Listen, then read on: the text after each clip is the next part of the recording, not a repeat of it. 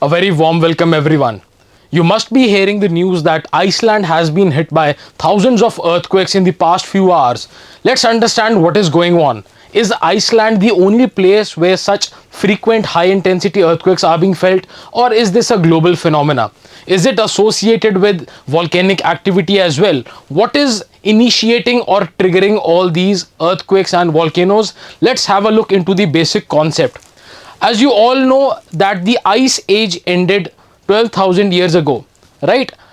When the ice age was present on earth, what happened? That ice exerted a lot of weight on the surface of the earth, and excess pressure was exerted on the rocks beneath them. What is the source of volcanic activity? That is magma, the molten rock. Primarily, the source of this magma is your asthenosphere. Asthenosphere is a partially molten layer that lies beneath the lithosphere. Whereas when this partially molten layer melts due to certain factors, it initiates a pool of molten rocks known as magma, and that partially molten rock, when it converts into that molten pool of rocks, it gets less dense and it starts to rise. Now let's link it to ice ages. That excess ice during the ice age exerted a lot of pressure near your polar areas, which is why the rocks beneath them were under a tremendous amount of pressure. The temperature of rocks in the asthenosphere was already beyond melting point. What was preventing them to melt was this excess pressure. What is melting of rocks? Solid rock means all the particles are tightly bound. Liquid means those particles are now loosely packed.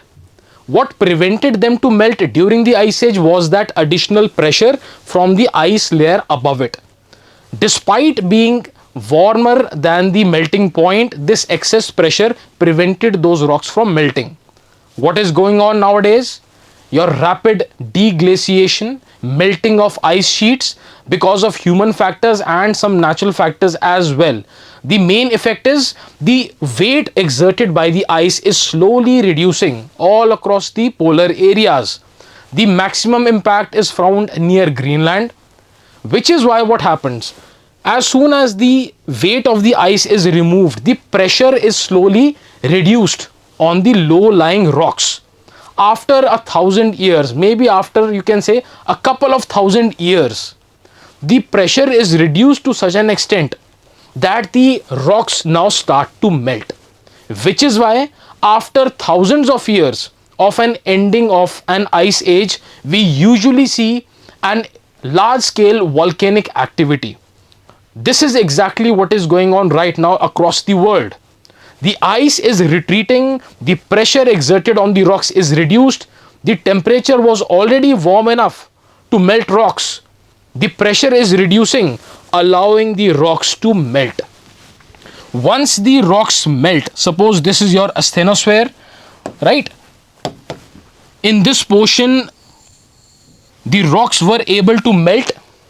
Once the rocks melt, they become less dense than the adjoining layers, right? Now this is suppose your lithosphere lying above it. What will happen? As soon as this portion of rock melts, this is known as your magma chamber now. This molten rock is less dense than the surrounding areas. It will start to rise. Once this molten rock starts to rise, it is going to punch a hole in the lithosphere. It is going to crack open the rocks, triggering multiple earthquakes. The higher the intensity of earthquakes symbolizes an impending volcanic activity. Such heightened earthquake activity and volcanic activity is quite common nowadays.